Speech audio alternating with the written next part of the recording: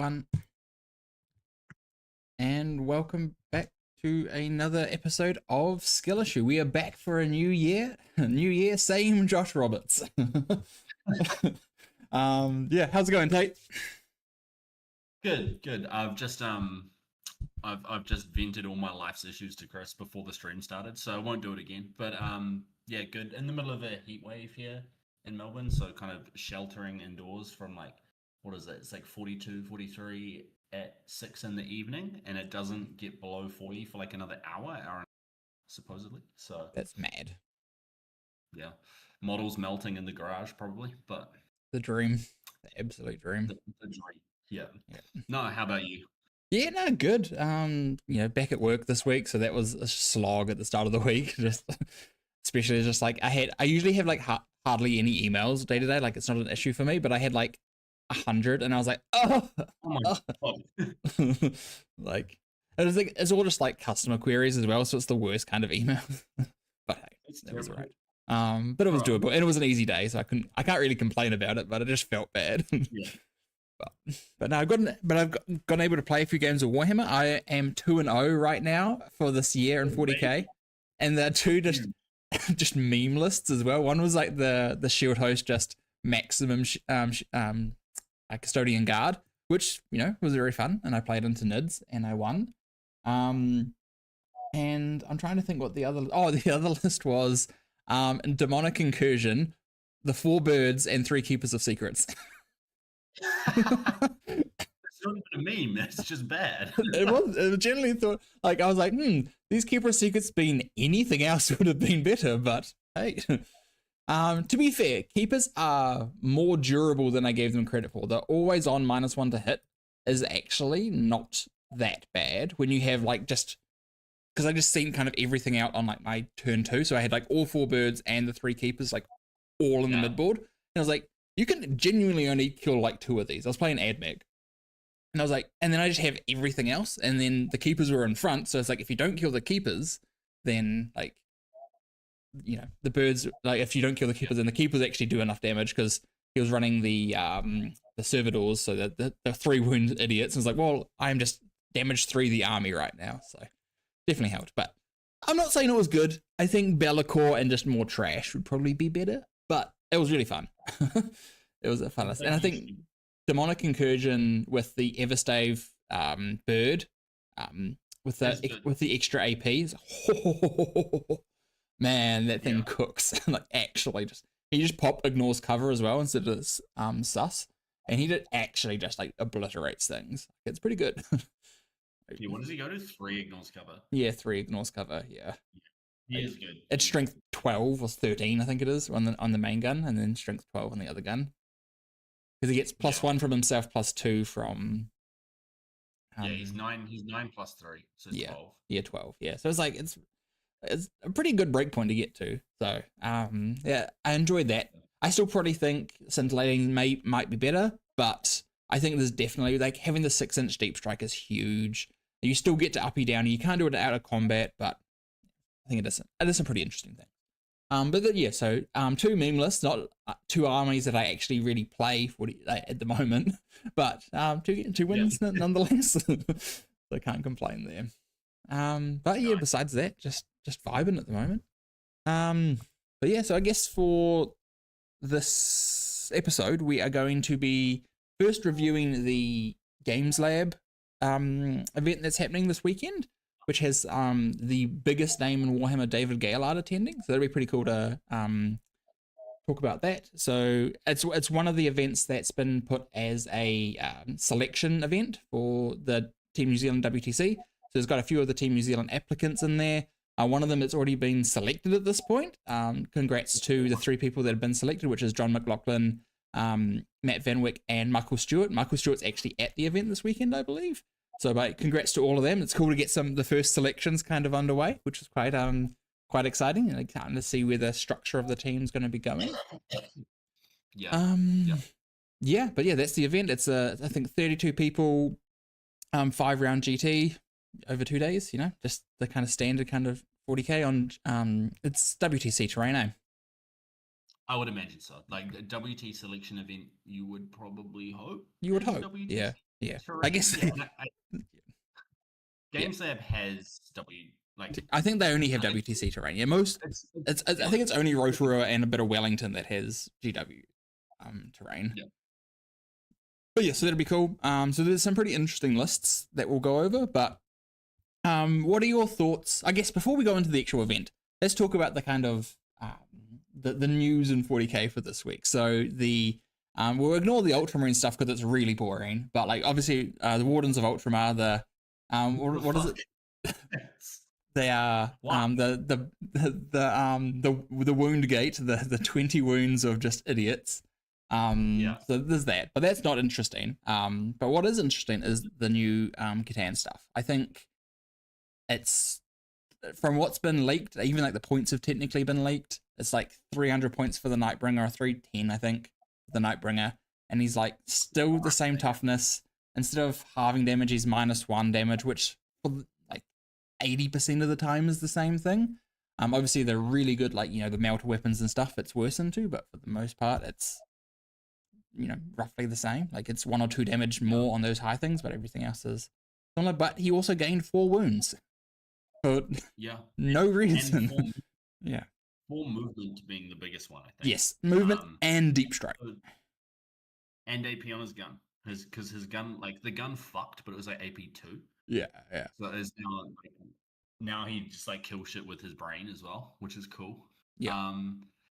The massive nerf of his model not being fucking tiny does that help, genuinely is interesting, but he's still not that big. Yes, he's bigger, but he's like the size of Gaz now, and Gaz isn't that difficult to move around. Yes, is that? I think that's the same base because Gaz is on a big base, but he is infantry, so that does help a little bit. But I still think like what was that? Surely he is taller than Gaz. Oh, he's way taller. Yeah. Gaz is the short king. Yeah, cool. I was imagining him hiding behind crates and stuff. I was like, oh god.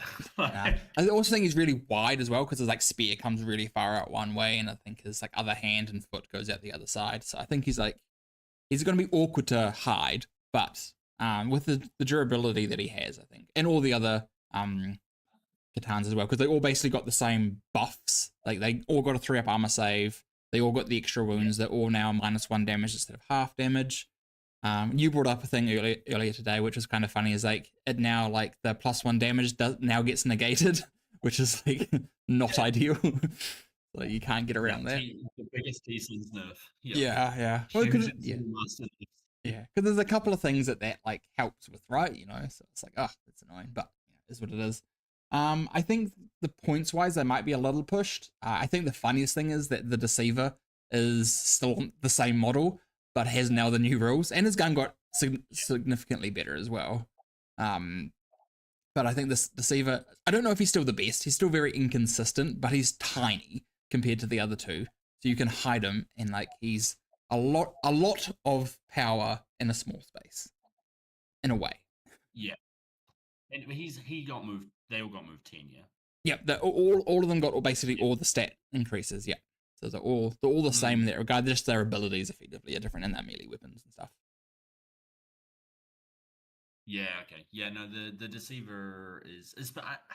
Yeah, you're right. Maybe Deceiver doesn't quite. In the Catan detachment though, he's like with Vect. That is. Yeah. I think you take a Transcendent, Nightbringer, and Deceiver in the Pantheon of Woe. I think it is. I don't think you need the Void Dragon in that one. The Void Dragon is good, but I don't think you need him in that one where you're trying to stat check. I think just the other ones are actually better because the Transcendent is still pretty small as well. And I think having the smaller models actually helps in that detachment because you just don't want to get move blocked. Because it's like the one way you can kind of mitigate it a little bit. The fact that you get advance and charge on a Nightbringer though is crazy. That is so good. Yeah. When he's already +4 move. And you just rapid him and then he just like fucks. But depression. And even old mate, the little like wraith guy or destroyer guy seems fucked as well. Yeah, he seems good. He has 160 points though, so he ain't cheap. He's almost 6 Scorpex worth of points, but he does give a 6-inch aura of basically sustained hits. Like it's conditional on targeting the closest, but that's pretty easy to do. As close as Yeah. eligible as well. So as long as you can like, angle snipe things, like you can stop things from being able to see certain things. So like it's pretty cheeky. Also, yeah. can you just to talk about Ultramarines for a second because it would be crazy not to. Yeah. Can sure. you? I haven't actually read his rule, but can Titus stand up infinitely? Yep. Someone told me he can infinitely. Why? Oh, so once per turn. So he can't keep fighting again and again on the same turn. So he can technically fight twice as well, how it's worded. So if he dies, he gets to fight on death, kill something. If he stands back up, he gets to. So he gets to fight. If he kills something, he gets to stand back up. And then because he still has he hasn't activated normally, he still gets to fight. Yeah. So it's very funny. Like, is he that good? I actually really rate his weapon. So he's 8 attacks at 5-1-2 anti-infantry 2+. And sus, eh? And he gives his unit sus. So yeah, he's sus. Yeah. He's sus. Yeah, but like it's an interesting profile, like the anti-infantry on a strength 5 weapon, so it's also just not good into other things. Is kind of cool. Like he's not like it's not like he's like anti-infantry 2+, but it's strength 9 or something just because he's Titus. He does have a 5 up feel no pain for no reason. It's good. Yeah. Well, there's a reason, mate. He's an Ultramarine. Yeah, it's true. I just finished playing Space Marine 2, and like I should like the model, but now I'm just like, I saw his rules like, nah, fuck that guy. Like, yeah, Leandros did everything right. Who's the guy? Yeah, he's the guy that got him fucking kicked off the Ultramarines. I reckon that needs to happen again.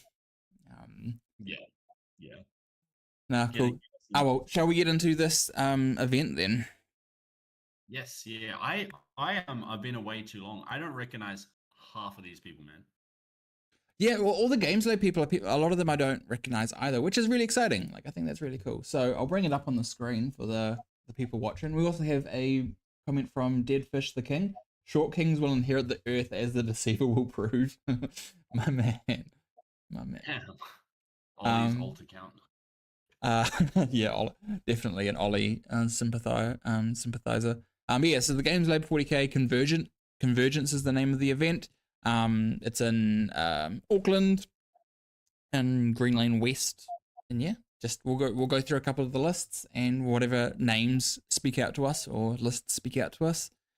I want to talk about a Scintillating Legion list, so shall we talk about Dan's? I think there's a couple. Or do we do about Finky's one? Finky's one instead. Finky? Let's do Dan's because I think Dan on Demons is interesting. I've not seen the net before. Let's bring it up. Oh, it's Kieran. Hey, Kieran. Kieran is the one that says Short Kings. My man. So we got Dan Hayden's list here. It's called Wicked Wings. Decent name. Fitting. Scintillating Legion. With Be'lakor, Kairos, 3 Lord of Changes, 1 with Inescapable Eye, 1 with Infernal Puppeteer, and 1 with Improbable Shield. So he's got all the enhancements. Yeah. The 5 bigs is generally the way that I like seeing this list as well. I think that's the way to go.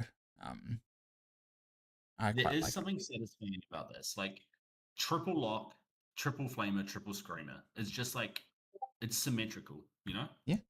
Like, it's just good. Like, it's got the tool pieces you need, doesn't it? It's got like your scoring. It's also got like, the flamers aren't bad Overwatch into some armies as well. Like Eldar is like something that can just like pick up these units. So having those Overwatch pieces, so you're forcing, to use the no Overwatch tokens instead of the extra move or something. So like you can kind of like plan your screens a bit better. Stuff like that's quite cool. And just the 5 bigs for a lot of armies just actually can't chew through it fast enough. And with the damage that they put out now, really good. Like it does its thing, like really well. That's really how much outside of David do we know?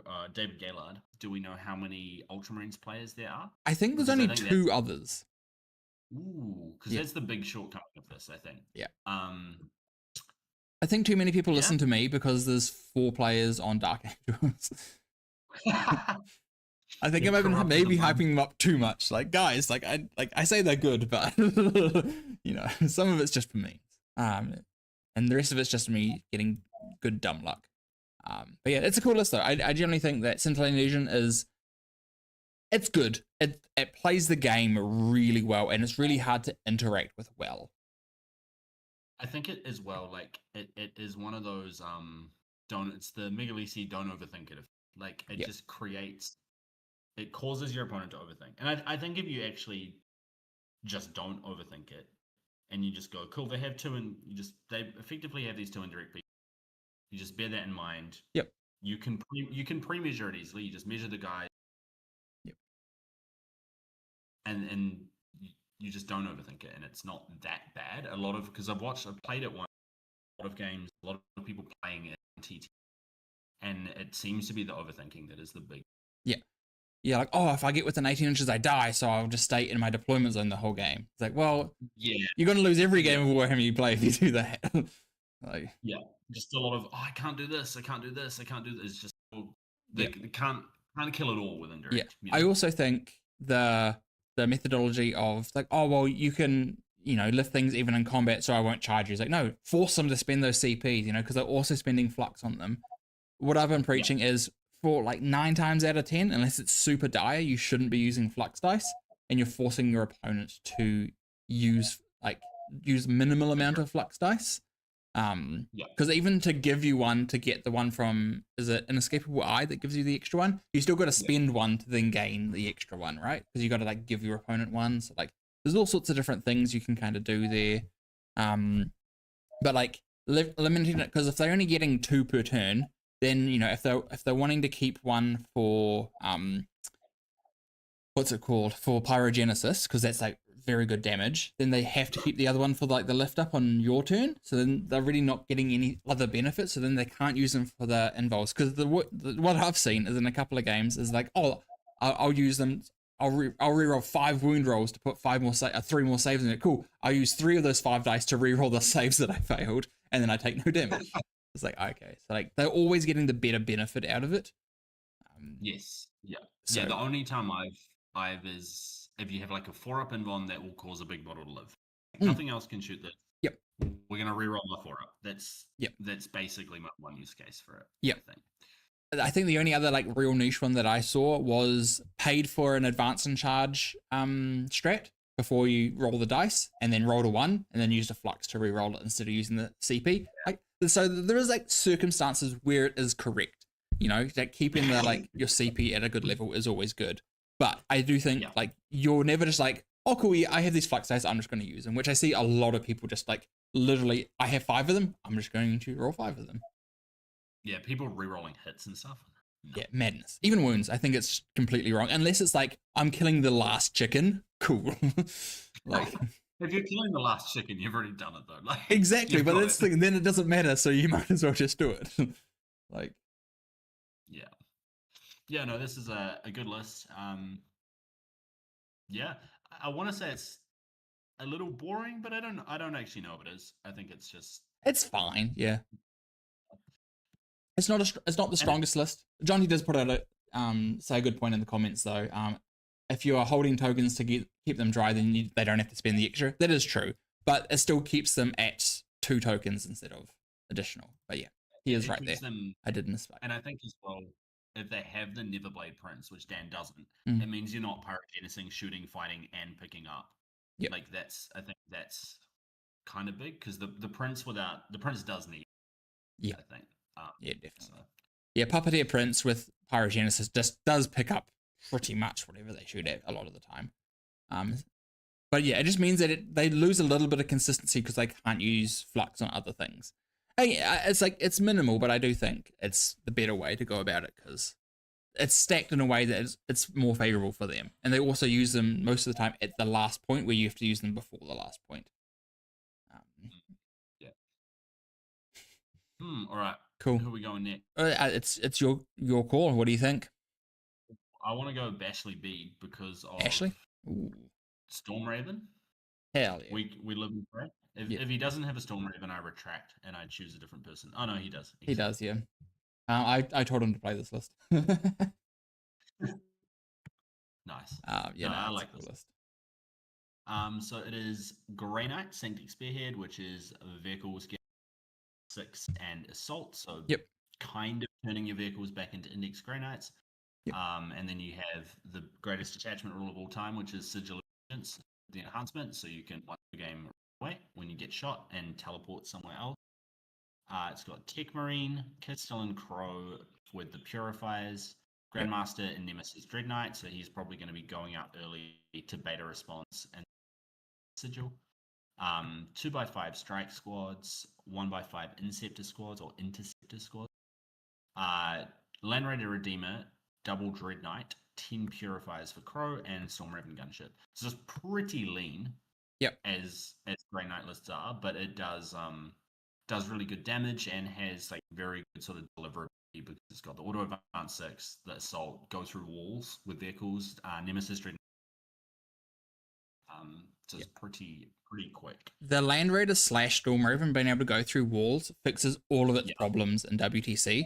Like, oh, I really need to get this angle. You always can get the angle. It's like terrain almost becomes like, when you're playing against a list like this, it kind of becomes like terrain is a psyop to you because like, oh, I'm safe here. And they're like, nope. And they like, here's a Redeemer now shooting you. And if you move again, that unit's also pinned. Like, there's some really like tricky stuff you can set up with this.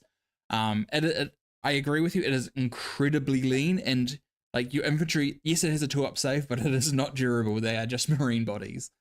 So like you can lose your entire army basically in a turn if you miss position too badly. We're also in. Oh, you go. Yeah, it's just like, but the damage that this army can do, like pinpoint, like it can basically hit anywhere on the board. Like if the Purifiers are inside the Stormraven, you can move 20 inches, disembark 3 inches, and then shoot and just wipe out an entire flank, like pretty consistently. Yeah. And like, that's crazy with the, the anti-infantry guns that the Purifiers have, can be even good into stuff like Victrix Guard, just because there's a bunch of just like, okay AP shots that are going into them, right? So it's like not terrible there. Yeah. Plus the Stormraven, and the Stormraven in Grey Knights is quite substantially better than the Marine one, because it's like flat 3 damage on the plasma cannon. The Storm Strike missile was a d6 plus 2 damage instead of 3. It's a crazy difference. Like, but yeah, so it's like it's quite good in those regards. But yeah, and the Redeemer also fits in really well into that kind of like, it becomes such an issue for your opponents to deal with, which I really really like. Land Raider Redeemer also having grenades is very funny. So you can move it through a wall, grenade, and then tank shock. So because it's not very good itself at killing tough targets, but being able to spend 2 CP, or 2 or 3 CP if you have to go through a wall as well, to just do like 7 mortal wounds on average, plus your shooting, actually does kill those big things then, which is quite a cool like combo that people don't see coming. Yeah, that's true. I still remember the first time, because I played Cam on the like index version of this, double in Teleport Strike Force, and I still remember the phrase, "Yeah, I'm going to grenade you with my Land Raider." It's like, you fucking what? Like, yeah. There's no way. Yeah, Ashley and Ollie played the other day, and Ash was like, so I'm going to grenade you with my Land Raider. And then Ollie was like, you what? Like, literally, it's like, no. And then he like, checked it on yellow screen. He's like, damn, yeah, okay, go for it, King. I was like, you what? Yeah. The other kind of cool things this detachment has is +1 to hit and wound +1 to wound versus monster vehicles, which can go on the infantry. So Crow's unit can actually pick up vehicles as well. Yeah. Yep. Which is monsters, which is cute. And then I think you still get a 4. So you're cutting out a little bit, Tait. Hold on, I'll do old reliable.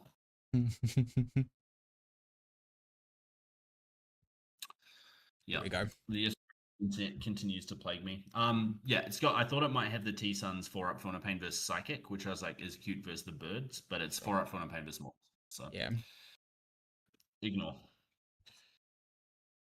Dan says happy birthday, by the way. He said, oh, it's actually Tait's birthday. Happy birthday, happy birthday, happy birthday, happy birthday. Wow, thanks everyone. Yeah. Yes, no, it's my birthday. Very sad. Yeah. We are mourning the loss, but yeah, really, really cool list. Really dig it. I think it's a really cool list for the fact that you have to play it well. Like, I like these lists where like your skill kind of comes out, especially reps with a list like this really shine, Whereas like you can play like 20 Vitrix Guard, and if you just full send, you're not going to have a bad play experience. Um, so yeah, so I definitely like that. It's the same as playing like the Stormlance Space Wolves back in the day with the jail, where he's like, I have 18 Thunderwolves, I'm just going to shove them all forward, and like you just kind of hope for the best. You can't do that with this list, because if you do, you are just going to get tabled very quickly. As we saw in Ash's first game with this, when he just all into Jonty turn 1 or 2. Yeah, And yeah, was exactly. pretty quickly like, this is not what I should have done. Yeah, exactly. But you also got to test those things, right? Like that's what practice games are all You about. do. Yeah, for sure. No, I like it. Yeah, Ooh. I think it's cool.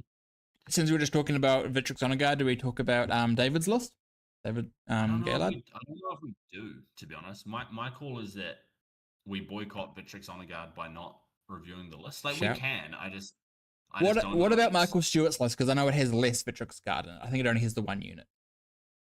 Okay. And it's also kind of spicy. As a thank you, or not a thank you, as a congrats to Michael for being on Team New Zealand, we can review his list and we can overlook his army choice. Yeah. So we got the Codex Astartes do not support this action is the list name. Decent little joke in there. I like it. It's an Ultramarine Stormlance. So that's again cool. A bit different, which is cool. Yep. It's got Combi Lieutenant, Marnius Calgar, G-Man himself, and Ventress. Then it has a Intercessor squad, has 2 Ballistas, an Incursor squad, a Scout squad, Storm Speeder Hammerstrike, which is the strip cover one. And then it has a Storm Raven, and then it has and then it has 9 Vitrix Guards. Sorry, it has a 6 and a 3 Vitrix Guard. So probably a 3 goes with Calgar, and then the 6 goes with the others, because otherwise Calgar can't fit in a Storm Raven if he has the 6, I think, with him. It'll be 6, and then surely Ventress is with the 6 and they're rapiding out a Deep Strike. Yeah, so that's what I was getting at. Yeah, so like Calgar goes to 3, and then because then they can both fit in the Storm Raven as well, so they can both reactive move back into the Storm Raven, which is cute. So you can like rapid them down next to the Storm Raven to protect it, and then you can do all sorts of fun things. Or get out of the Storm Raven to kill something, and then consolidate back onto the objective, and then when they come at you, you're like, wee, and just run away, get sucked back into mama. But yeah, cool list. So it has obviously the -1 to hit, -1 to wound strat for the Storm Raven, which is really cool. I think it's like quite a neat spot to be. Storm Raven with Gilliman is also just a very strong combo, right? You get your double oath, so you Storm Raven, you oath the first thing your Storm Raven's going to shoot. You hit it with a hammer strike to a strip cover, and then you just blast away at it. Because you don't have, obviously, Storm of Fire access, because it's not Gladius, so you don't have Ignores cover as a strat. So you kind of need to use the hammer strike to get that kind of same buff, because Storm Raven without Ignores cover does kind of get a little mid. It's a lot of like AP2. So like with AOC, they could be just taking their armor saves a lot of the time, which is not great. So you really do kind of need a little bit of that stacking stuff. But once it has full hit rerolls, +1 to wound, and Ignores cover, those things do start to really slap. So Storm Raven kind of kills one thing, and then you oath the thing that you want one of your Vitrix units to kill, and you kind of get this like wombo combo of efficiency, right? So like then you don't need the Lance strat, so you kind of saving CP, because you really love those reactor moves. The flat 6 reactor move on Calgar is just really good. It's so good, yeah. It's a tidy list, right? Like, again, super lean. One thing I noticed from going over the Nations Cup lists at the Alpine Cup is so many of the lists were super lean. Like I think one of the Witch Cult lists, the Spectral Spite list, had like 14 units, and that was because it had no venoms, so it didn't split anything. What was just 10-man witches? Yeah, it was just 50 witches, and then 2 raiders, and it was like, yeah. Because you can't take them in 5. They are just 10s. Like, it's just, I was like, wow. So it's like, it's just real interesting. Like, and then like, a lot of the lists had like 10 to 12 kind of like unit counts, which I thought was really interesting.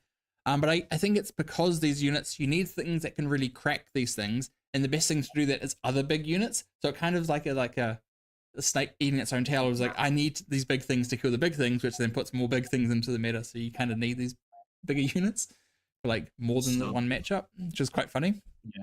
Yeah. But yes, that was quite interesting. But yeah, I really like this list. It's lean, but it has all the tools you need. It has the good melee. It's fast. It shoots hard. Like the ballistas popping out of Stormraven also really good. Yeah, that is funny. Yeah. Can Gilliman go in the Stormraven? Can it do monsters? No, Is it no, just nah. yeah? Okay. Yeah, because I Calgar don't. To is be fair, 9 and plus 3 is 12. Yeah, so Calgar can go in it with his because his 3 is Gravis, so they count as 3 models each. So they're 9, and then he can get with 3 Victrix because the normal Victrix aren't. oh, good. Yeah. Yes. Yeah. No, this is cool. And Michael's played a lot of Stormlance, a lot of the Stormraven as well, so it's he's kind of a comfort. yeah, he's probably like 50 games plus with Stormraven. Like I'd say probably a lot more than that as well. It's like he's played a lot of it, Yeah. so he knows the angles. Like on WTC maps, literally has them all figured out where he can deploy it. So like he's like super just methodical. He's like cool, like he's just deployed like instantly because he just knows where everything needs to go, which is lethal when you play against someone and they like basically just instantly deploy because they know how to play their army so well that they just have it already locked down. It's kind of sometimes a bit daunting. Yeah, for sure. Yeah. Who else we got? Oh, you want to pick one? I picked that one. You can go for one if you want. Is there anything else? Look at Louis Drukari, I reckon. Okay. Louis Thompson. Yep. So cool. Louis Thompson. Greg. Cool. Let's have a nosy. Easy. So Spectacle of Spite, which is just I think what is kind of slowly becoming to be considered the best Drukari detachment. So it's the Witch Cult detachment. Yep. You got Lilith and a Succubus with Morgana's Curse, which I think is the +1 damage. So it's like the super fighty Succubus. And you got another one with Chrono Shard, which I think is fights first. I think Chrono. Yeah, it's either Chrono. It's I think that is the fights first, and it's the other one that's the no Overwatch, right? Yes, you're now making me second guess myself. Oh yeah, it's I hate enhancements for the fact that I just they always meld together. I know which ones do what. It's like the AdMech ones, and it's all like dimensional lock, transdimensional this. Yeah. It's like why do you all have the same naming convention? Yeah, real tough. So I am right. Chrono Shard is fights first. It is the Periapt of Torments, which is no Overwatch. Good. Good. Yeah. Cool. 10 Cabalite Warriors as well for Sticky. Yep. So probably a Venom to split those. Yeah. And then what do we got? 1, 2, 3, 4 10-mans of Witches. Yep. A 2-man Kronos, which is really interesting. I think that's just you can like heal them when they kill models, I think. So they're providing the aura of pain token regen and then also acting as like a wound brick. Yeah, just like a stat check. Hey, like you need to put, and they're also 2 OC each, so 4 OC on a point is actually quite nice. That so you have to put 5 full models on there to like take this from me, and then they also have like flamers, right? So then they can also like flame you off. So if they kill a guy or 2 guys, like now you got to send another unit out. Like there's some really interesting stuff that you can kind of set up there, and they're also just like durable to shoot, shoot at. So like that. You got to put more stuff out than you probably want to then deal with it. So it's quite a cool unit there. It's interesting to see it too. I'll be interested to talk to him about it afterwards about how the 2-man worked. Yeah, no, I've talked to Dylan a bit about it. I think it's good. Like the wounds per point is wild on Kronos. It's super good. And then 25 Hellions in 10-10-5, which is it's where most of the damage from this army comes from once they get the buffs from the detachment rule, like the +1 attack, strength, etc., and then Lance. They're just super fighty, can get lethal hits as well to go with their sustained. Then you got Mandrakes for infiltrate and uppy downy 1 raider. And then, see, I like that. It's more of a lot of the spectacle that we've been seeing or looking at has been for teams, and this is kind of more what I've been writing, which is a single spectacle list. So it still has Scourges. Yeah. So it still has that kind of like anti-tank play. And then, so is that 3 or is that 2? That is 3 Scourges with heavy weapons. Yeah, 1 with Dark Lance, 2 with Haywire. Interesting. I would have gone double Haywire, 1 Dark Lance, but yeah, I mean that's kind of that's what he did. That's what he done. Yeah. Oh, that's what he's done. Yeah. Oh, sorry, I meant double Dark Lance, 1 Haywire. My bad. Yeah. Yeah. I guess, yeah, And with then 3 birds, Venoms. because the Haywire does nothing into birds. So, like, yeah, the extra dark Exactly. lances there is Yeah. quite nice. Yeah. Yeah. Um, yeah, and then 3 Venoms for splitting stuff up and just playing MSU. I Yeah. think this list is super good. It's got all the tricks like the reactive charge, fight on death, rapiding Hellions is super Yeah. strong. It can also play like a bit of an Outlander core game of just running 5-man witches out of Venoms super fast. Yep. Can move through models CP as well, so you can't move block them. Yep. Then it has like double thoughts first, heroic, good primary play. Yeah, Yeah, it's good. super good. It can lock down its primary fairly well because with the reactive charge strat, and then it can also deny your opponent's primary really well. So it kind of plays the like foundationally really good 40k in like a really weird Mhm. way. You know, like whereas like I want to hold my primary and stop you from holding yours. It's like foundational to like winning a game of 40k, and they just do that really well, but in a weird way with like the reactive charge strat and like being like so many Yeah. little idiot units. But they do it really well. Like it's definitely their strength. There's a good way of putting it. Yeah, it's like the normal result, but by a non-conventional means Yeah. kind of thing. Yeah, Yeah. definitely. So So I think that's probably enough lists for now. Logan in chat said that pairings are up. So do we talk some smack about some of the oh, pairings? oh baby, shall we call all the like Oh, relevant pairings? okay. That's how we're finishing this. We're going to call. Oh, please tell me you are up. Please don't tell me you lied to me. Nah, I've seen a few group chats popping off as Cool. well. Yeah, everything's up. Yeah. Okay, so we're going to go through Louis versus- all of them, and we're not going to say what the scores are going to be. We're just going to say who's winning it out of every single game. That's quite fun. Okay, so we got Louis that we just talked about against Chad. Yeah. Chad's on Chaos Space Marines. I reckon Louis going to beat it. I think it's as much as I love Chad, I also think Louis takes this. Cool. Okay. We don't need to discuss this. We don't need to get ourselves cancelled by all of our friends, but we're just gonna say who wins each run. And then we got Cam on Tau with the Tiger Shark. And then we have Marcel on Dark Angels, and I believe this is Wrath of the Rock Dark Angels. Tiger Shark I think definitely skews it more into the Tau's favor. Just because it's so much damage 3 and Dark Angels don't like seeing damage 3. So I think that's just Cam.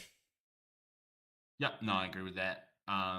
Who we got next? I saw Finn, and then my page reloaded. Finn versus Brendan Wong on EC. Mm-hmm. What kind of Blood Angels is Finn? It's the Rage Cursed Onslaught with double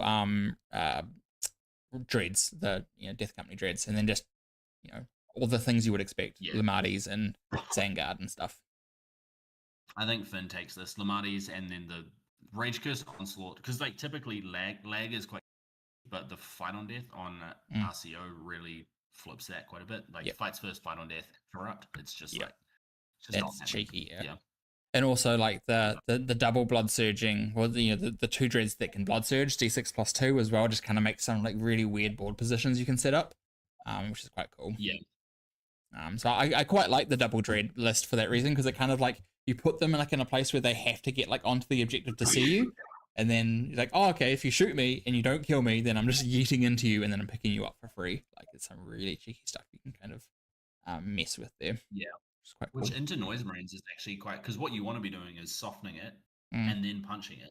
And if it surges into you, that's real bad. Yeah. Obviously, there's no way to manipulate the dice. It's just D6+2, so like there's no like gimmicks with it.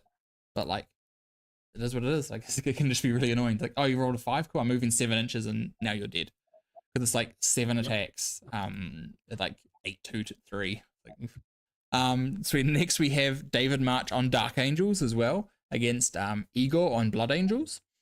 Eagle Watchmaster, yes. I think Dark Angels naturally probably has a better game into Blood Angels if it's got Deathwing Knights and like the Lion, because like I think that controls melee matchups better than Blood Angels can. Yes, it can. I'm looking at the lists now. I assume he is Dark, the Lion and Deathwing Knights. What is he? And I assume like the reactive. Oh, he's. Damn it! Everyone is listening to you. This is terrible. I know. It's the so reactive surprising. Yeah. Inceptors and a circle. Does he have a Judy as well? He's got a Judy with the. I think you're right. I think small Dark Angels win. Yeah, I think so. I think it's close, but yeah, I think the -1 damage and fights first just kind of pips it a little bit. So I think that's probably the case there. Yeah. No, I agree with that. We got World Eaters versus Votan. Ooh. What kind of each of these is it? I'll look at the World Eaters. It's Berserker Well, that's gonna be Warband, which is 20 two by 10 berserkers, and then just a bunch of 8-bound. Just heaps of 5-man 8-bound, 3-man 8-bound, and 1 6-man 8-bound. Jamie is known to take some weird stuff. Like I've definitely played this on Double Lord of Skulls. Hell yeah. And then this is Delve. Ooh. Ooh. So lots of fight on death access, which is kind of interesting. Because everything just fights on death on a 4-up. Yeah. World Eaters is so much faster though. Yeah. It's just like first hitting this. Yeah. I think this has got to go to World Eaters, right? I think so. I think if the World Eaters can just rush, I think it's just probably like quite bad. I guess the land fort, I'm assuming he's running like double land fort, right? Like if he is, then it's like that does help because like you don't really care too much if you get surged into the things because you still get to fight on death with like a lot of it, and the land forts do a lot of damage to your units. And being 3 damage with the berserks for the most part means the -1 damage strat doesn't do as much either, which is cute. Yeah, you did say a lot of 8-bound though. I did say a lot of 8-bound, right? Yeah. 8-bound is still damage too. Yeah. Oh, sorry. I'm assuming some of them were exalted 8-bound. So, some of them are exalted 8-bound, yes. Yeah, sure. Because I think that really helps with the left thing. Yep. Yeah. Okay, next we have Tyranids into Dylan, but it doesn't say what Dylan is running. Dylan is running Death Guard, Taliban Summoners. That's interesting. Hot.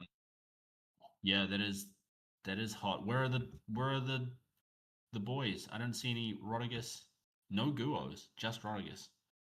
I can see that. Just the Roddy. Just the 6-inch deep striking Roddy. Yeah, you don't get a lot of stuff if you take all the Guos as well, so like maybe it's fair. Okay. I still think Tyranids probably pip that. Just because like that doesn't want to play under pressure, and the Tyranids list is probably, I'm assuming it's Vanguard because it's Steven. So I'm gonna assume it's all gas all time, and like that I think it just pressures it out. I also think this Death Guard list reads a little bit like models have to me. Like 1 Death Shroud unit, just Rodigus, 5 Blightlord Terminators. Sure. So you're agreeing with me? You think Tyranids probably pip that? Yep. I agree, Tyranids. Yeah. Cool. Then we have sorry, you go. Oh yes, yes. Well, Granite's going to win this one. Yeah, nice. What do we got? I got John Anderson. Sanctic as well. Does he have a Storm Raven? Please, God, tell me he has a Storm Raven. He doesn't. Idiot. And then it's Warpbane for the other one with a 10-man Paladin unit and 10-man Purifiers. Very spicy. Yeah. Spicy. I think the Sanctic takes this because it is 1, 2, 3, 4, 5 Dread Knights with all the flight damage 3. Yeah, that's really good into the Paladins. Yep. Yeah. Yep. Okay. Yeah. Cool. Then we got Astra Militarum into Chaos Knights. You want to grab the Astra Militarum list, and I'll look at the Chaos Knights. So it's Infernal Lance with Lancer, Despoiler, double Thermal Cannon, and then double Gatling Despoilers, and then just Rodigus and Goods. So this is good stuff, Grizzled Veterans with a Basilisk. I actually don't mind the Basilisk in Grizzled. If you order it, like hitting on 4s, rerolling 1s. Does have double Rogel Dawn, which I like 1 tank commander, 1 regular. Yeah. But I still think on WTC terrain that's probably a mistake just because you can't maneuver 2 that well. Yeah, unless you're in Hammer. Yeah. Yes, yeah. So I think you probably just want to play the 1 tank. But outside of that, I think this list is very good. Double Dawn is specifically very good in this matchup where you need to push through more damage into the Chaos Knights. Yeah.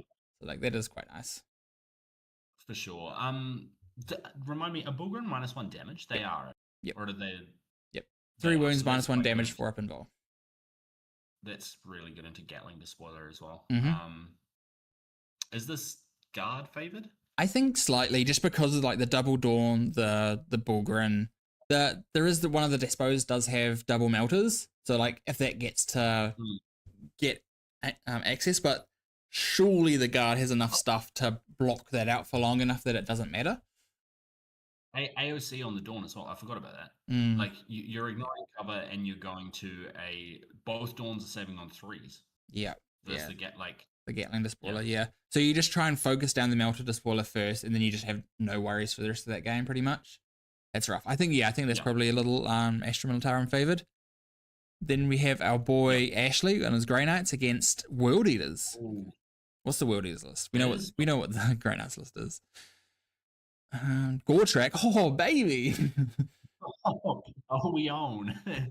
Yeah. um, It's I love the Land one. Raider. Hell yeah. 8-bound Gormungas, double Hellbrute Jackals. Yeah, it's pretty decent. I It's like yeah, this. yeah, Yeah. good.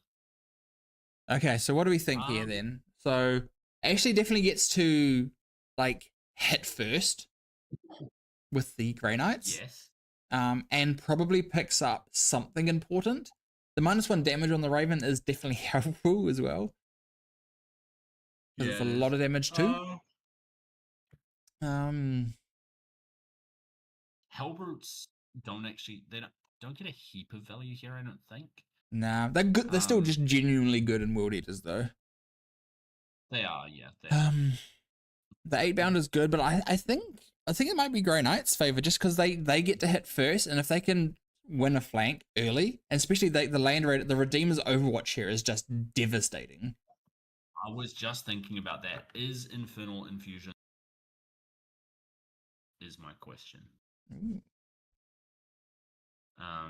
Not that that like flips the matchup or anything, but it is helpful. No, it's fights first. Mm. Interesting. Yeah, I think it's probably slightly Grey Knight's favored, but not all. Yep, I think so. I think as long as you play around a couple of the Gore Track tricks, like the blood surging out of a shot transport and stuff, and like doing silly things like that. As long as you kind of play around that a little bit, I think you're fine. And I think it's yeah, like Ashley's game to lose, but only by a small margin. Yeah, he does actually. So Murderous Onslaught is no Overwatch. So the Slaughterbound has no Overwatch. So you can no Overwatch the Exalted 8-bound, Yeah, which I assume he has, and then just send them for the Redeemer, it's which cute. is kind of cute. Yep. Yeah. But yeah, Cool. Yep. interesting game. I think. Yeah, that'd be a If fun we one. hit a stream, Yeah. this is what I'd want on screen. I think. Cool. And we've got Kier on Kier just continuing to copy me versus Zachary Go on It's Ultramarines. Space Marines. Yeah. Oh, cool. Yep. How many victories? It is 10 victories or 12. Yeah. 12 victories. Yeah, 10 in Calgar. Yeah. Interesting. I think 12. EC might actually lose to this Oh yeah. matchup wise. Like the AP problem in Quittery. There's an AP problem, there's a volume problem, there's a surge problem because you want to be shooting then charging. Yep. So what you're probably looking at doing is forcing the surge into like the empty rhino that the infractors got out of. Yep. Even then, like you just save for double AOC. Is Zachary playing Ultramarine? Sorry, is he playing Gladius or is he playing? Yeah, he's Gladius. So he is Fight on Death. Yep. Which is not good. Which I think is correct. I think Gladius is the correct play. I agree. Yeah. I think like I have no doubt Kier has this in terms of skill, but I think matchup wise this is reasonably Ultramarines favored. Yep. I would agree. Like the Vitrix can just like they can survive enough and then just deal enough. The princes, I think how Kier uses the princes is how this game's going to either be won or lost, I think. Yeah, triple prince AOC is genuinely good versus Vitrix. Like if you can catch them out of assault doctrine, or you can, they can only get the lance plus 1 AP in one spot. AOC on a prince just means they're killing it. Yep. Yeah. But that, yeah, Yeah, cool. interesting. Yep. Next we have Adeptus Sororitas versus Necrons. I would grab the Necron list just so we get a quick overview. Oh wow, this is tiny. It's Star Shatter with Ceres, Technomancer, Silent King, Six Wraith, Triple Doomsday Arc, and then just trash and a Ghost Arc. Oh, cool. Well, Pretty clean. whereas I'm lagging and I haven't seen the sisters list yet. Oh, I would see if I But can load it before you. oh no, we got it. It's Hallowed Martyrs. So Canoness, and then Jump Canoness, Demonifuge, Junith, Celestine, Battle Sisters, Immolator, Castigator, 2x2 Mortifiers, 2x5 Rets. This is just MSU. I don't think we're going to see Sacrosands here. Zephyrim, Novies, Seraphim.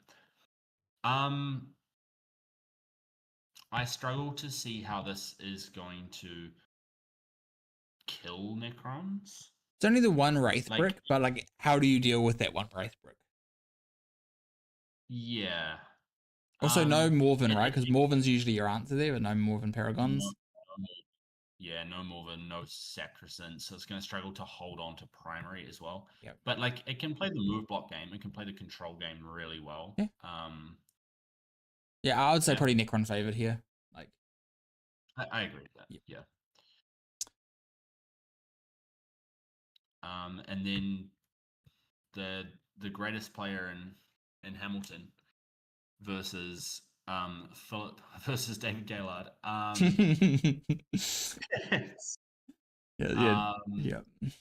We got Chaos Space Marines versus David's what I assume is 18 Vitrix. It's the 20 Vitrix loss that you know and love, and then it's the CSM is Renegade Raiders with Double Lord Bile and Lord Discordant Lord, bunch of Legionnaires, triple Rhino, two Predator Destructions, 10 Chosen, Nemesis Claw, and Raptors, and then Beast and Nurgle Nurglings. Pretty, just all around good Renegade Raider stuff. No Noise Marines though, which is questionable.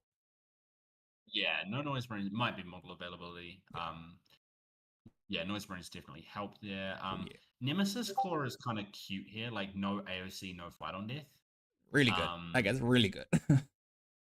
Yeah, yeah, kind of cute. Like, it's a bit cheeky. Yeah, no, that's quite strong. Yeah, double Chaos Lord as well. Vect, like, yeah, Nemesis Claw and Cypher. I do think this has the issue that all Renegade Raiders are so is if David just for turns 1 and 2 stays off objectives and then just runs at him, he actually can't kill him. And then his army is not durable. Renegade Raiders has no durability whatsoever, and it'll just get rinsed. Yeah, it is just Marines and transports, isn't it? Yep. A couple Predators. Yeah, I do think, like, as cool as this list is, I just don't. I think if it had Noise Marines, it would genuinely be in with a bit more of a shout, because he can't just be as in the open, whereas like he only has the 2 Predator Destructors to shoot. So like you can kind of be a bit more aggressive with it. Whereas if he had Preds and then like say 2 units of Noise Marines, he could just push so much damage down. You just can't do that because he actually will just get through the units. Yeah, the Raiders Noise Marines hurt a lot. Yeah, you only get the rerolls if they're on objectives, and you can play around it a bit. Like, but it is still quite strong. But I still think it's probably Ultramarines favored. Then we have Astra versus Adeptus Sororitas, Sterling versus Kobe. I'm assuming Grizzled Vets for Sterlings, and then what's the sisters list?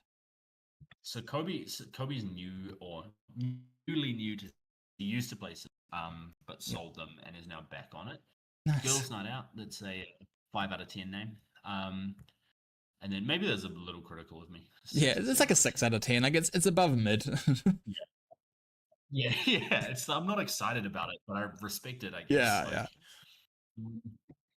Canoness with his saintly example was like extra miracle dice when you die. I think. And then through suffering strength is the is it the spend miracle dice and get extra attacks? Extra fight. It might be. Yeah. Or it's like it might be as you're wounded, you get extra strength attacks damage. Yep. I think that's what it is. Yeah, cool. And then double Hospitaller Val units, so it's a bit more of a kind of like traditional sisters list. Double sisters, 1 Immolator, 3 Arcoflagellants for trash, triple Castigator still, then Oh, double yeah. Sacrosanct, and Mm-hmm. then 2 Three Mortifiers, 3 mortifiers. Yeah. Mortifiers, and Paragon Warsuits. I like it. Yeah. I'd like to see like a bit more of the like mortifiers are good, but I don't know if you want Mm. or another Arco unit, you know, just like more bodies for doing stuff like move blocking. I also really still like Um, this one unit of Rats and Hallowed Martyrs as well. Like they just are quite good. yes, yeah. So this is very much like the opposite end of the spectrum Mm. to the other sisters list of what you can go. Like it's taking all the like Val Yep. and then the sacks and stuff. Like it is the quality over quantity, Mm-hmm. which I think maybe is not so much where the strength of sisters is going to be at the moment. Yep. Like I still don't get me wrong, I still think this list is good, but I think you might want to go a bit wider, maybe. Yeah. Um, I also think with the Astra having the big, most of it's like quite big, like damage bursts, like it kind of passes a lot of the damage checks that the sisters list is taking out. yes, Which is like yeah. a bit of the issue Like there. Yeah. yeah, everyone's trying to kill Victrix. Mm. Although I suppose Sacrosants do go in kind of a different direction Yeah. to Like Victrix. yeah. So, Yeah. Just -1 to hit, -1 to wound, 4 up yeah. invul. Like But if you're taking, because like one of the ways to kill Victrix, if you don't have like damage 4 access, volume damage 2, um, which is still good into sacks. yeah. So Or just dev wounds, which is also good into stacks. sacks, yeah, Yeah. Rip. Yeah. Yeah, I think this is. I'm gonna look at Sterling's list, but I think this is probably guard favored. Yeah, it's Grizzled Vets, Royal Dawn Commander, Double Chimera, which is Arse for Sisters. Oh no, Mm. sorry, that's thinking of a Hellhound. That's fine. 10 Rough Riders, 12 Bulgrin, 30 Kaskin. Yeah. Oh god, 3 Combat It Engineers is, as which well. is really bad because they just like push through mortals as well. Yeah, yeah, that is not good. Yeah, I think this is sadly guard favored. Mhm. Much as I want Kobe to win, but Yeah. yeah. No, fair. And then we had David versus Dan, Demons versus Thousand Suns, which is I think very interesting Yeah. because we have the 4-up Pain strat on the Thousand Suns versus all of the demons damage, and then you have the 4-up Pain aura on the demons versus all the Thousand Suns damage. Yeah. Which is kind of interesting. Traditionally, demons is a very, but some of the scintillating stuff changes that. I think if you don't Oh, shield, you're cutting it's out still again, my friend. Oh my god! All right, You're making some good.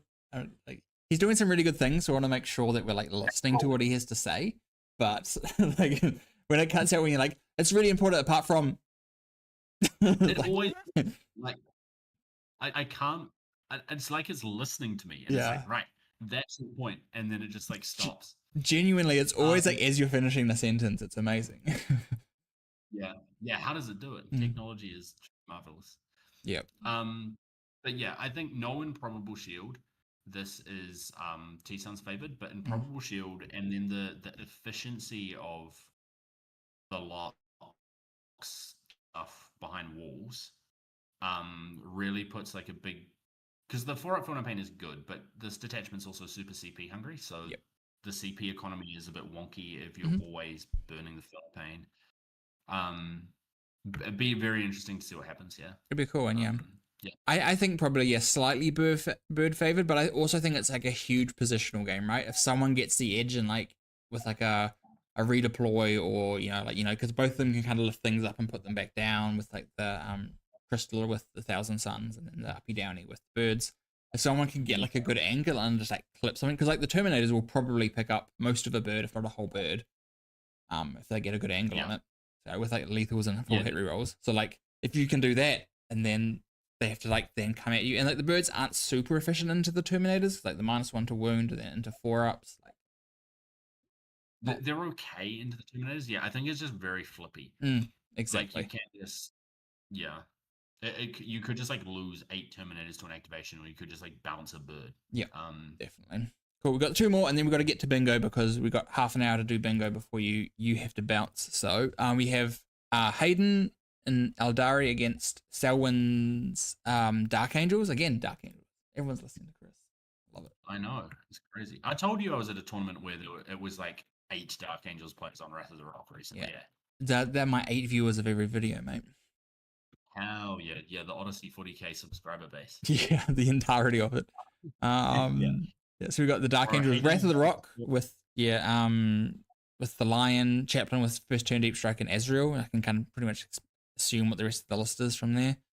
Just Wrath, good stuff, basically. Yeah. Well, Hayden just became the greatest 40k player of all time and is taking Serpent's Brood. Although his list name is Quinn, so get fucked, Hayden. That's terrible. It's Solitaire, 3 Troop Masters, 10-man troop or 12-man troop. Sorry, I think 10-foot belt, 11-man troop.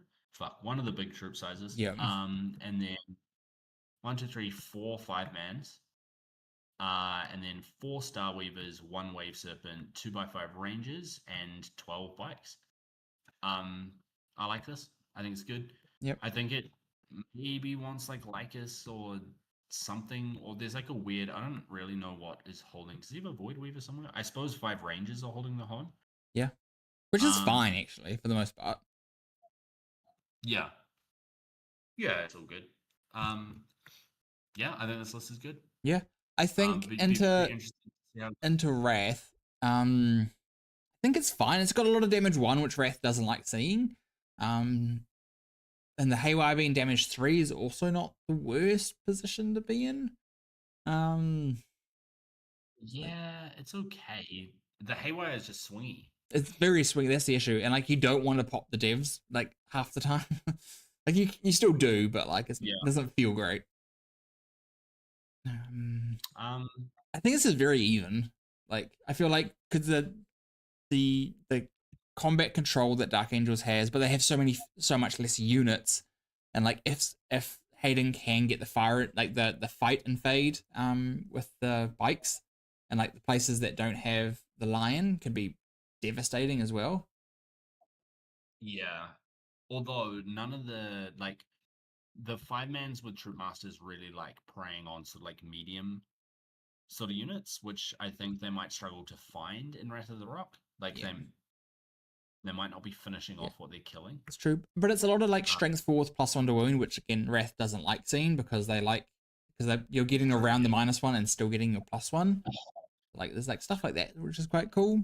I think it might be Dark Angel's favorite. It might. I haven't played the matchup, so it's one of the ones that I want to get a game into. So it'd be interesting to see how it feels. I think it's probably also very skill expression based. Yep. Very positional, yeah. On both sides, very positional. Yep. And then to finish us off, we have Michael Stewart against Frankie Sotgubi. Yeah. So we have so we have Frankie on his Scintillating Legion list, and then we have Michael's Ultramarine Stormlance. Yeah, this is interesting. I mean, I think Michael has less Vitrix, but it's still Vitrix versus Chaos versus the Scintillating list, and the Storm Raven is a problem as well. Storm Raven is like actually pretty annoying, right? -1, +1 damage, -1 to hit, -1 to wound, and then -1 damage, and all things that they don't want to see. Yeah, and then it just comes out and you just double oath some birds. It's if you can pick one up in shooting and one up in melee, it's just like game over instantly. It is, yeah. So I think this is very much Ultra's favored. Yeah. Although it's a nice way to go. You don't have to lose to 20 Vitrix, which has got to feel good on some level. Yeah, it's true. You get to lose to Storm Raven instead. But Frankie is also known for scamming people with dice, so I wouldn't be surprised that seen in the South chat after round 1 be like, fuck, this Frankie guy just diced me. Yeah, who is this guy? How is he such a god at 40k? Oh, cool. So well, that is the event though. Good luck to everyone going. It'll be really cool to see how everyone goes at this event. It's really cool to see more events coming around. Like Games Lab is obviously new. Their events are pretty new, so cool to see them doing stuff.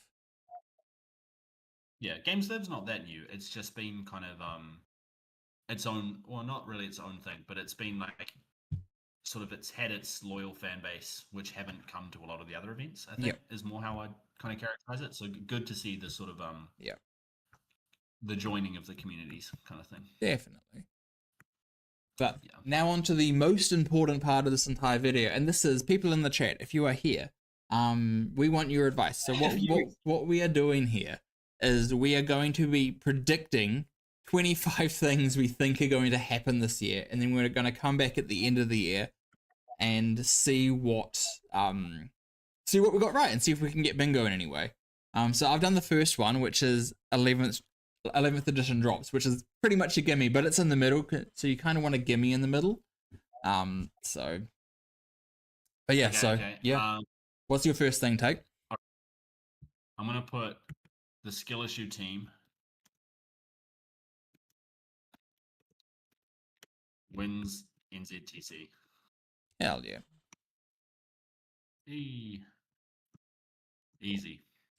God, make these look nicer. Jeez, this guy. I'll make it look pretty at the end. Let's be real. Oh, Frankie's in chat. You don't need to be good at the game if you're good at rolling 4++s. Hell yeah. At least Frankie's in on it. It's so true though. Yeah. Yeah.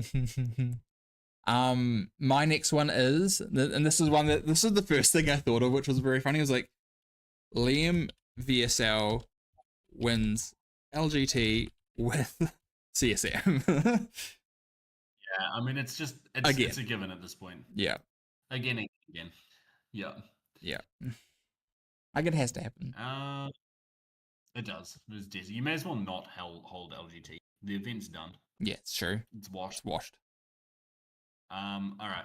I'm gonna put Ollie plays more NZ events than Oz. That could check out. Yeah. Oh my God. John T has one in the chat that John T loses the tournament game. Like, well, John T's washed already, so like that's pretty easy. So we'll put that in there. Yeah, I mean, is David G going to the tournament? Is David Garado going to the tournament? Yeah, it's true. If any of the twin G's that go, guaranteed John T loses. Or is Luke Paraman going? Is you on triple game while going? Cool. There we go. There's another one.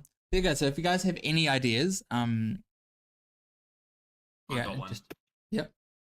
Chris finally beats Tait. Oh, dream. my one achievement this year. If that's it. Hey, I'm on a 2-0 win streak right now. Yeah, I'll coast that. Oh yeah. Well, I'm 0-1. I gotta stay away from you. Yeah, I'm too powerful right now. You need to wait for me to lose a game, and then it's all downhill from there. Funny. I'm gonna go. NZ comes top 15. Top 10. WTC. Top 10? I've done it once before. We can do it again. Oh, I got a spicy one. Yep. I'm sorry to all my NZ North brothers. South places higher than North. Hell yeah. Yeah, NZTC. I'll leave the formatting to you. I have king. severe brain bleed. You're good. Frankie has Ultra Wings get yet more dedicated units. I've got one better than you. Josh Roberts. Buffs Ultra. Necrons. Again. That's a given. Hell yeah. Yeah. We've got to have some gimmies in here, right? We could put how to put this in a few words. The Primarchs suck on release in 11th. Ooh.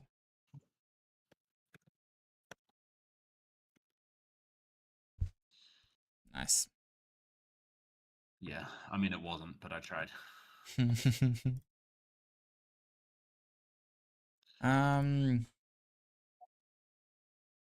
Who do we think is going to win WTC this year or this coming year?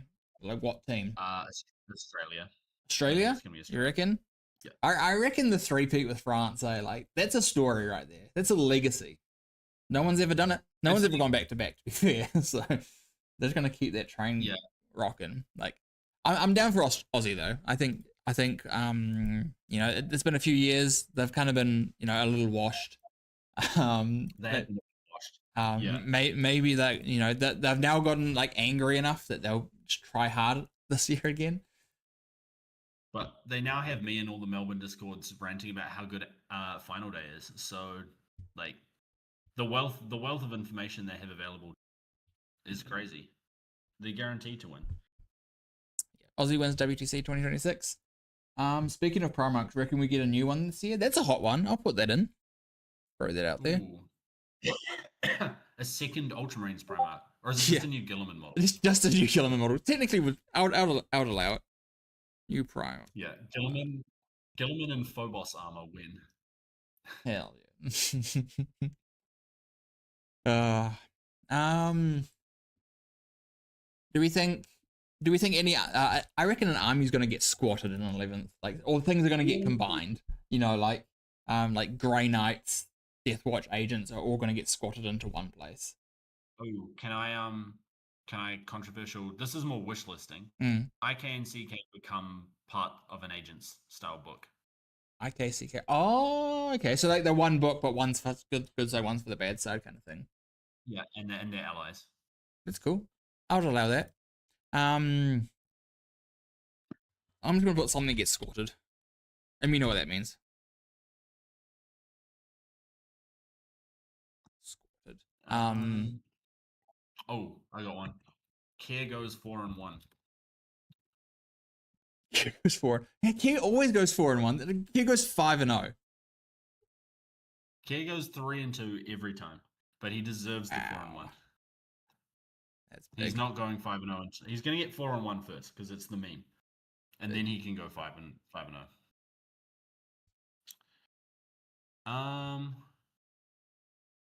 What else have we got? Still got plenty left to do. Marines are bad on 11th release. Yeah. I reckon Marines usually kind of suck on release, and then they get really good by the end of an edition. Yeah, they get buffed egregiously. Yep. Yeah. I got another one. Everyone thinks GSC is shit, but it's not. Good.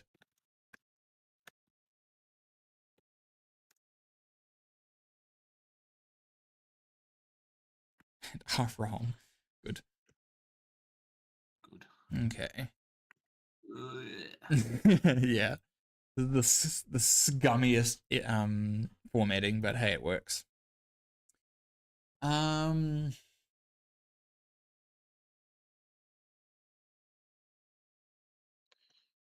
think he's a player. I think David Garrado is going to win an event this year. With rubric phalanx. Oh, how do you spell his name? Is it Garrado? And event. He's because he's just trying so hard. Like, I generally think like he's putting in so much effort into it. I reckon it's going to be his year to like go to a small event and win it. It's David's time to win a Hobby Master RT. Hell yeah! Hey, it's an event. I've set the bar. The bar is what it is. That's funny. How many we got left? Do we think 11's going to be like Index, or do we reckon it's going to be like, kind of continue on from 10th? I really hope it continues on from 10th. Same. I think it would be tough. The only issue is like some of the things like do need a rebalance, so how they tweak things I think could be really important. But I think an Index again would be rough. Index again would be shit, I think. Like, yeah. Especially after you release all the Grossman stuff. Although I do like Index.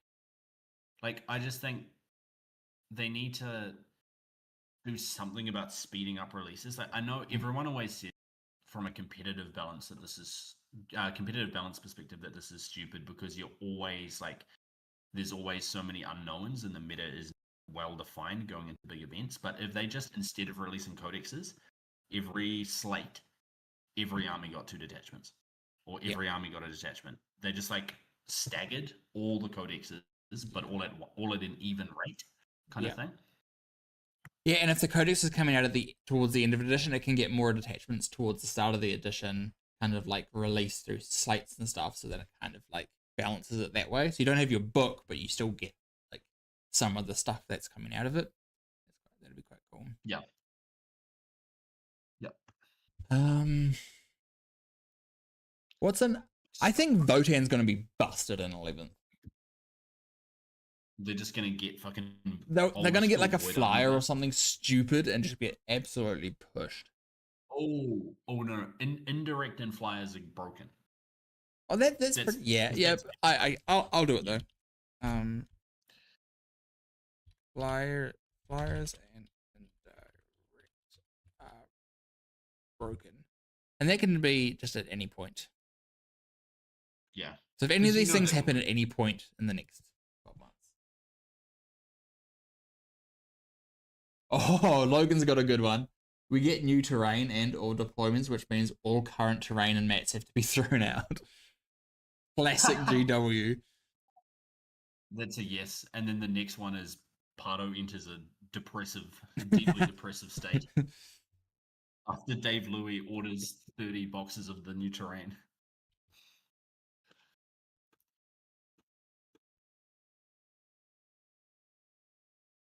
Yeah, that's a good one, Logan. Yeah. Just bad. They delete obscuring.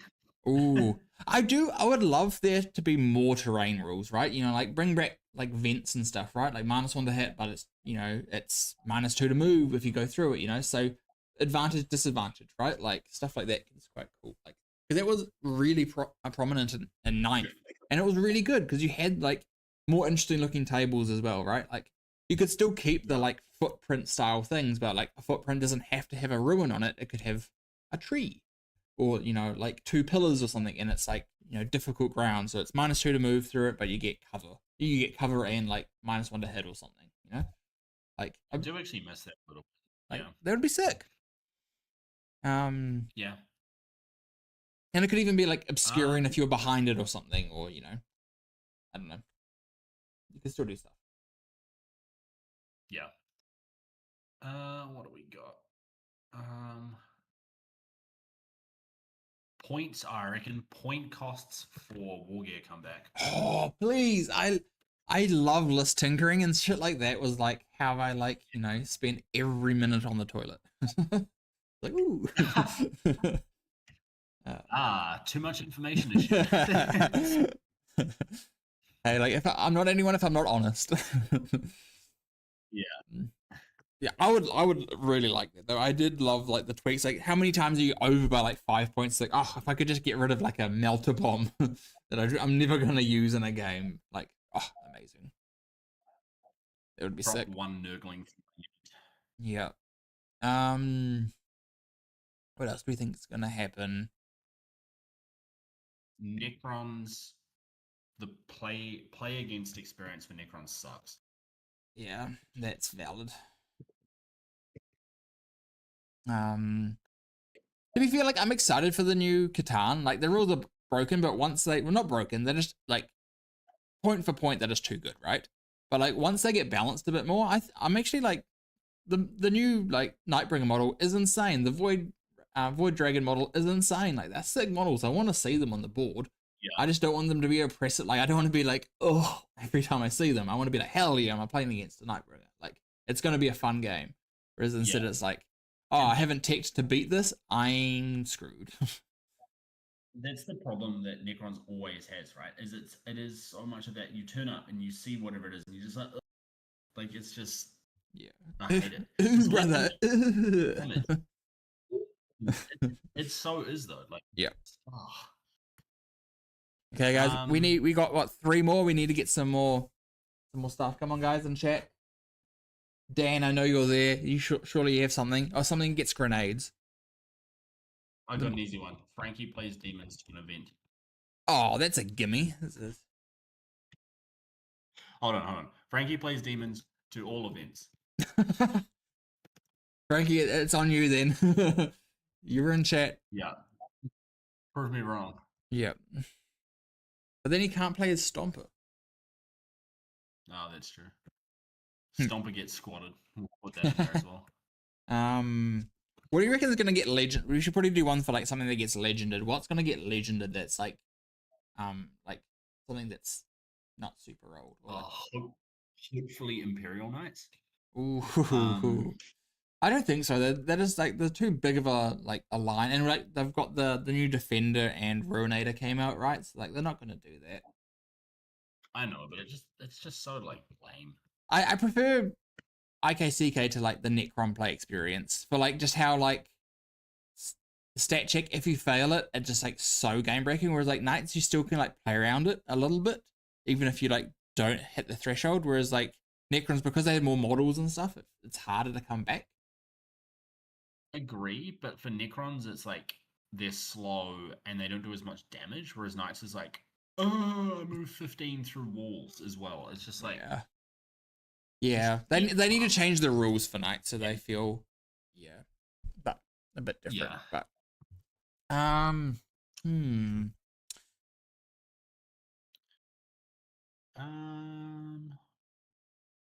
what do we got? Trying to think. Yeah, Sterling tells you your army is broken. That is something that he does say a lot. Is that like tells you, like one of us, like anyone, the viewer? Sterling tells the viewer, "Oh, your army is broken." Logan said you could have a 3-part series with Tait about how much he hates Knights. I'll get you on sometime, Logan. We'll talk about it. We'll have a moderated debate about why Knights are bad for the game. I'll be in the middle because I'm kind of on both sides. I don't like Knights, but at the same time, like I do like playing them every once in a while. Yeah, in a Crusade game, maybe. Yeah. I must say, my fix on them recently was I played the new Spearheaded Arms, and this was like in December, and I played it against Ollie playing just like Crush the Stampede, so it was just Kaiju battle. So I was like, this is fun because we just like ran at each other. It was just a fun game. You know, stuff like that's cool. But yeah.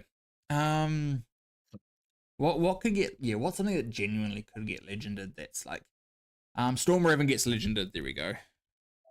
Yeah, I was just thinking that. Storm Raven Legends. Oh, do we put for the final one all like the full Primaris swap happens? Do we reckon? Oh, yeah, that's killer, yeah. Yeah.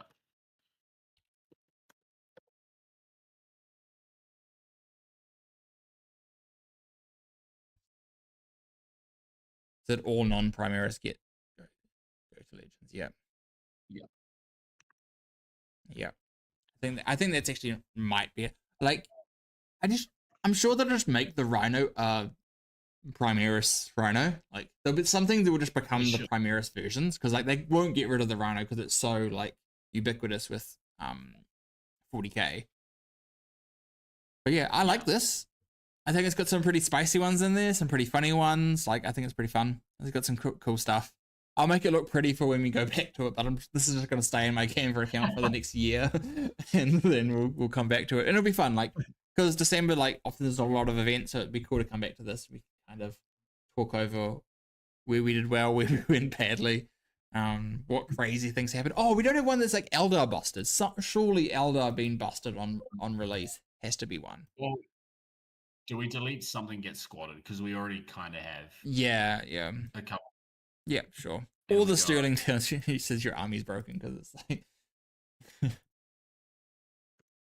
go. Eldar is absolute bullshit. Because like, it doesn't even have to be broken; it just has to be bullshit. Like it just has to be that experience. You tell your opponent what you're going to do, and like, you 100%. What? Like, you fire and fade 15. Yeah. Huh?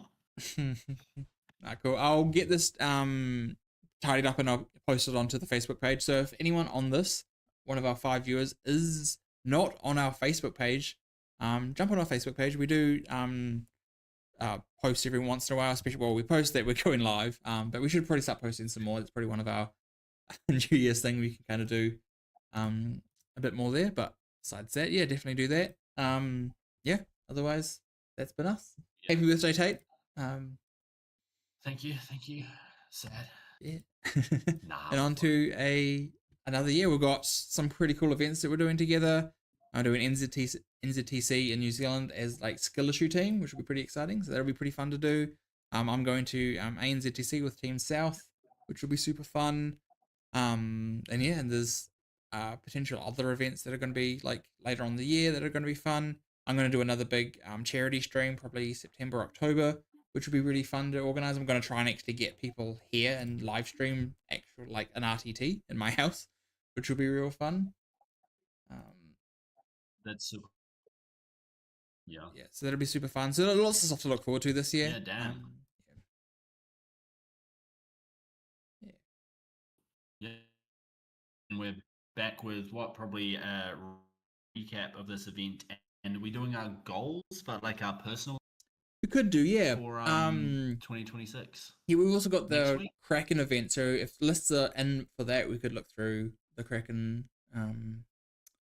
RTT, but that might be the week after actually. It's the art, Yeah. We could also see if we could get like Michael, John, or Yeah, Matt on to talk about being selected for Team NZ because they're now official members. It'd be fun. So we could like figure it out.